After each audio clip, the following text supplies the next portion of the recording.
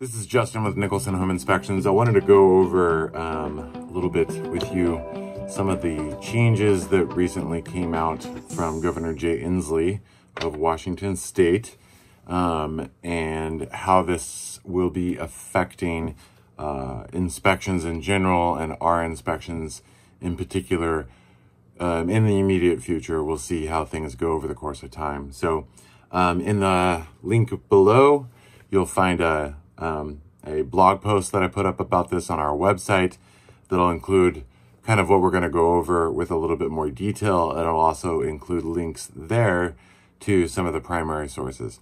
So we do inspections in Oregon and Washington, about half and half or so.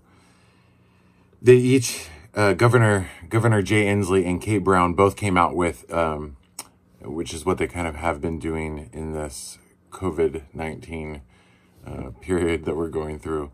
They came out with similar standards within a few days of each other. I think last week it was even, they kind of did a shutdown of stay home, stay healthy, kind of a shutdown of all of society, other than essential businesses. Oregon was a little bit easy in that home inspections were deemed essential services by virtue of home inspectors being licensed by the Contractors Board and real estate not being shut down. That didn't mean do business as usual. We'll come back to that. Washington State, initially there was a shutdown. So everything had to stop by Wednesday the 25th, at the end of the day on Wednesday the 25th. But just in the last day or two, the governor did open up real estate to be able to move forward, although with some strict guidelines in place. And then individual people and individual companies and individual inspectors are going to have additional guidelines that they may have. So kind of want to go over that. You can find, like I said, you can find all these links. Check out the link below, brings you to a blog post. It'll have everything I'm going to discuss with more detail. And then it'll have the primary sources, the actual documents themselves. Wanting to keep inspections the same in both states, Washington, Jay Inslee has asked that that no more than 2 people at a time be at an inspection. Now, for us, what that means is, and we're not alone in this, what that means is essentially clients will not be present at inspections for the immediate future in most transactions or most work that we do. So if you're working with a realtor and a realtor is having to open the door for an inspection, that's one person, and then you got the inspector. We often have 2 inspectors present, which is going to mean that realtor's going to have to probably wait in the car or do something while we're doing the inspection. So while the governor did not specifically state that clients cannot attend inspections, this is logically deduced. If you can only have 2 people present at a home, that eliminates the ability for most clients to attend an inspection. The only exception to that would be, we do appointments where the tenant is the one buying the home through a private sale from the homeowner. Maybe the homeowner, the landlord, is working with a realtor. This happens now and then. That would be an exemption. A client could be present in that case. But for the majority of the work that we do, where you've got a seller, you've got a seller's agent, you've got a buyer, you've got a buyer's agent, the buyer will not be present at the inspection. We're wanting to make sure that we are following the governor's orders and that we're also just limiting everyone's exposure. Just because we're allowed to perform an inspection and a transaction is able to go through does not mean that everything's back to normal again. It doesn't mean that at all. So we know that this is a tricky time right now, and that we've got to make sure that we're slowing the spread of this disease as much as possible. So for the time being, we are specifically only doing inspections in most cases if the buyer is not present. So if you're working with a realtor or you are a realtor and there's someone purchasing the home, we're asking that they not attend the inspection. We will not be in the home with more than 2 people present. Sometimes that might mean just the inspectors, because like I said, sometimes there's 2 inspectors. We will not violate the state's mandates. Because we want to do inspections consistently in both Washington and Oregon, that does mean that we're making this just a blanket company policy for each state. Sellers are asked to vacate properties. That's a normal thing anyway. It's pretty typical for a seller or an occupant to leave the property during an inspection. In this case, we're specifically stating that. Obviously, again, you can only have 2 people in the property. We want to limit exposure to people, so we are proactively only taking appointments if the seller or the occupant, unless they are the client, are not present at the home while we do the inspection.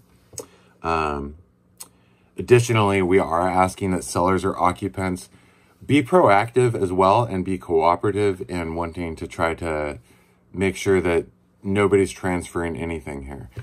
Remember, one of the things with COVID-19 is that you can have it and be asymptomatic or only have very mild symptoms, okay?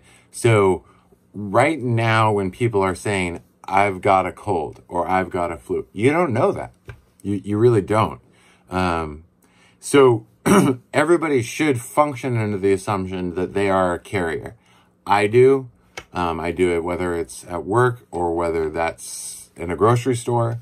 I do it at home with the people that I'm living with, etc. So we're asking that sellers be proactive. Please disinfect any surfaces that are commonly touched areas. Sink faucets and faucet handles, toilets, countertops, knobs on doors, door handles, drawer knobs and handles,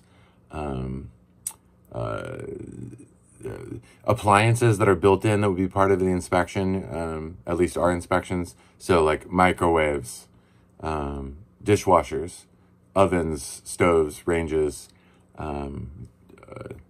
vents, that kind of stuff. Switches and switch plates. So we're asking you to do that before we arrive at the home and to do it afterwards. During the inspection, we are proactively disinfecting, washing our hands consistently while we're doing the inspection.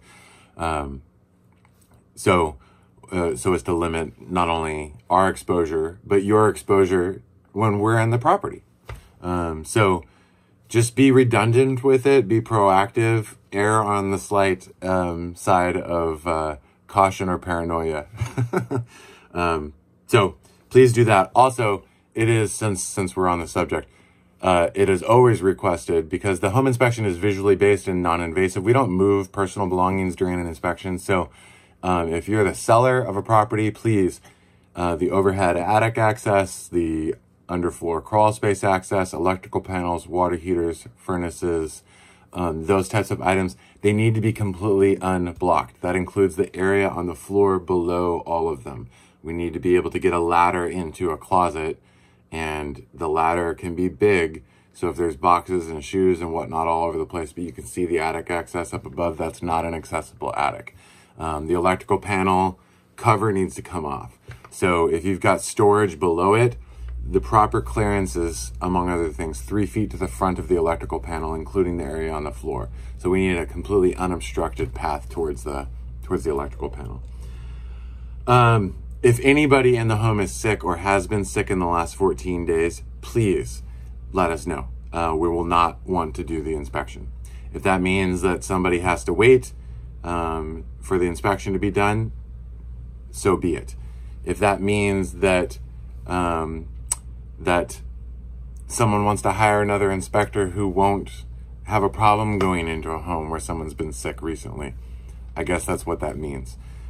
We do not want to get sick. We do not want to spread this sickness to the people who are vulnerable peoples in our own families as inspectors. And so if you're sick in a home and you're the seller, or anybody in your home has been sick, please be proactive and let us know. things can wait. They can, okay? Reports for the time being are going to be done off-site. Typically, we do our reports on-site.